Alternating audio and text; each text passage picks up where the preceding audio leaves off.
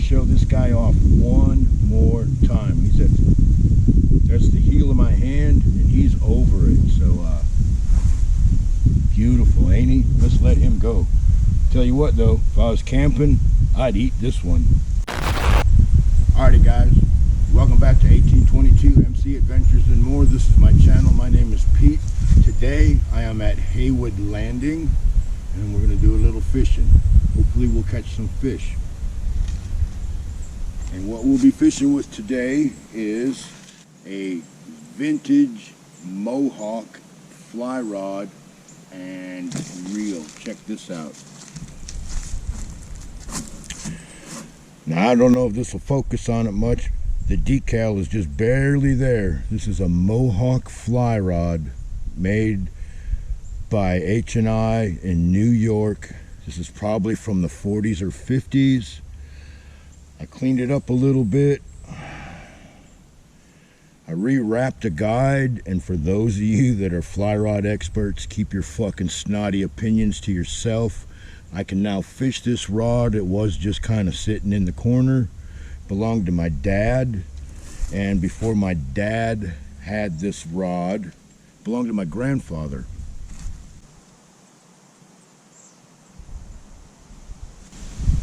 So what this is it's about an 8-foot fly rod, and this thing, as near as I calculated, and I'll talk about that in another video, this is about a 4-weight fly rod. And I've got some, I don't know what kind of string is on here. It's the string that was on here when my dad gave me this rod.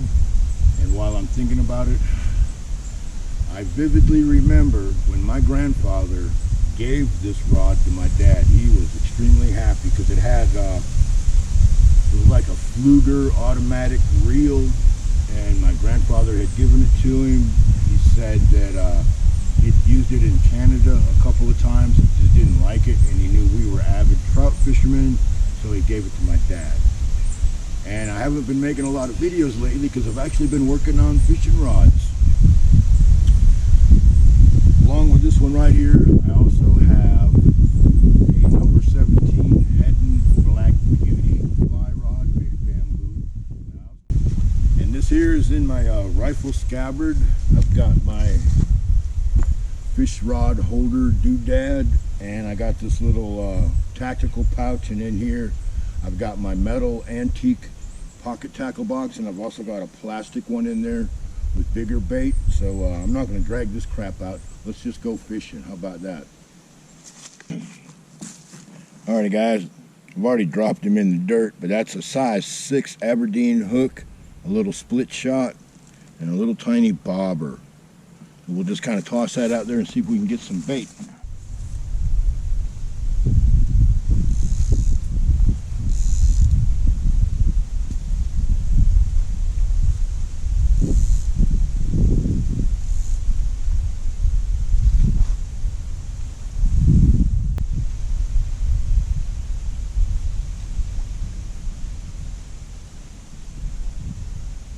Probably got 40-year-old line on this thing, so I don't think I'll be doing any kind of delicate presentation.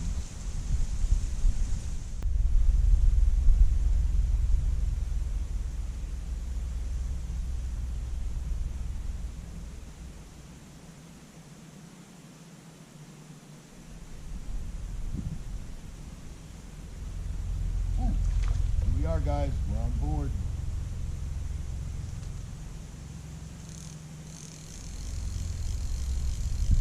That was a light bite too, guys.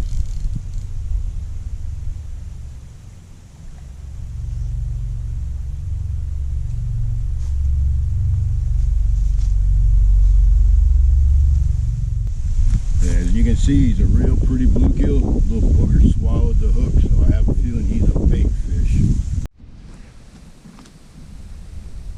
Alright guys, I'm not going to be so generous this time with the worm. But because I did lose a piece of my leader, what I did do was I have put about a foot or so of some fluorocarbon 4-pound test leader. So we'll see how that works out on this one.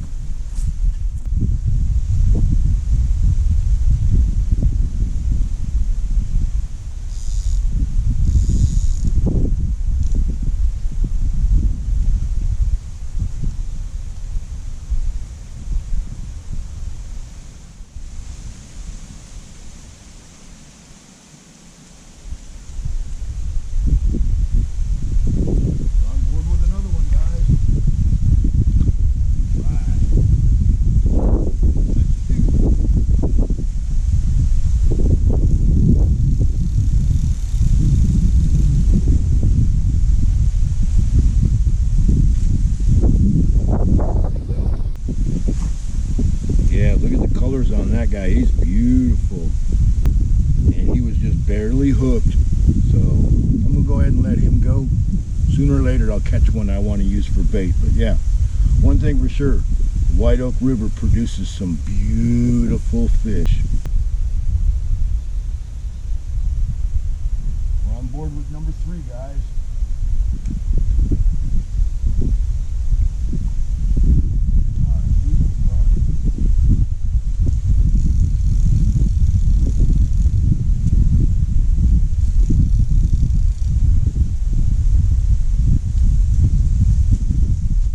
And we got a bleeder, so here's my bait fish, guys. Yeah, there's no way he's gonna live when he's bleeding like that. He's definitely bait, guys. Yuck.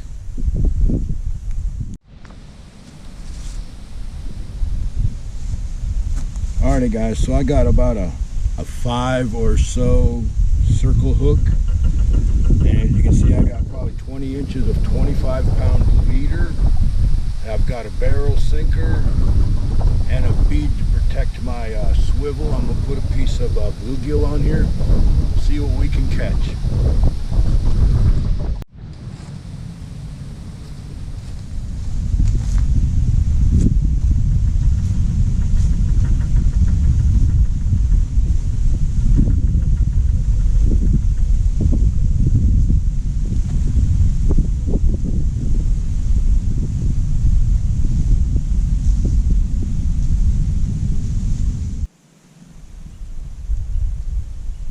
Guys, number 4.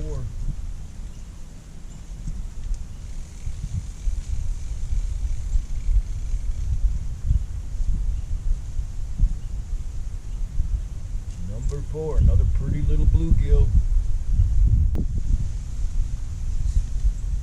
Whoops.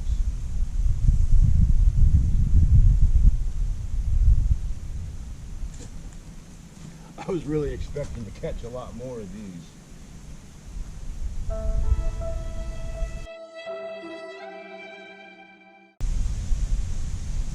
Got a nibbler.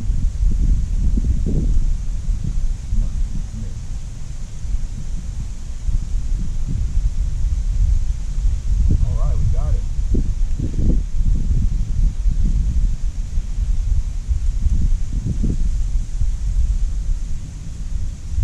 Another little bluegill. He looks like he's going to be bait fish. This guy's pretty much a bleeder, but we'll put him out there and see what happens.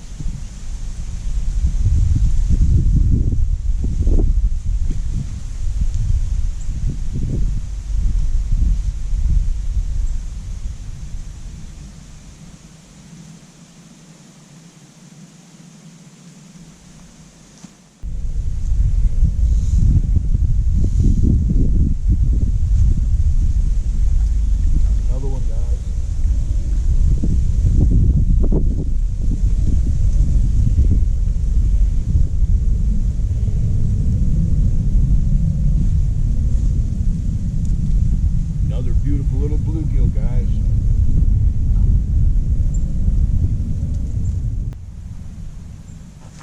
We got another one, guys. Whoa! This one there. Yeah. Here, big boy.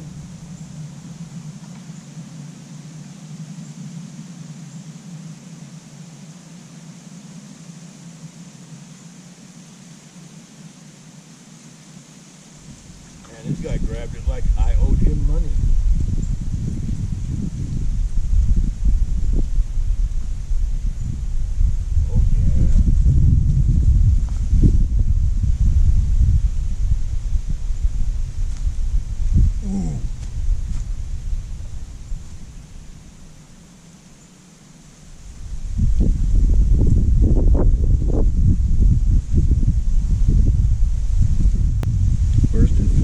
Nice hook set through the top of the mouth. Look at the size of that guy. Alrighty, guys, I want to show this guy off one more time. He's at, that's the heel of my hand, and he's over it. So beautiful, ain't he? Let's let him go. Tell you what though, if I was camping, I'd eat this one.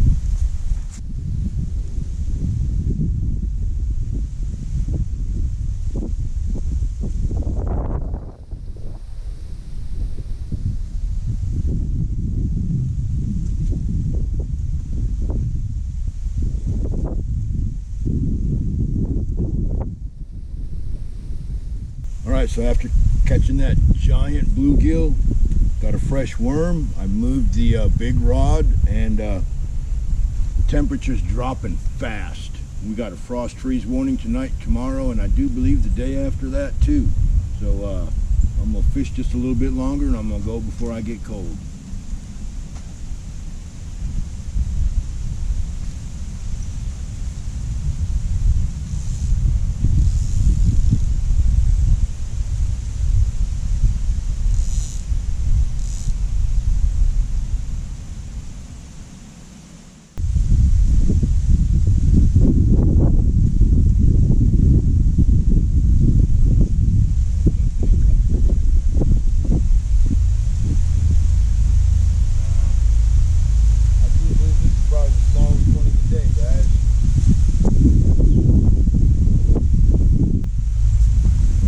He's a little one, but he sure is pretty, ain't he?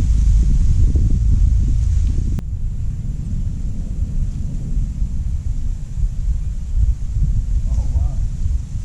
Got another one, guys. Didn't even know he was on there.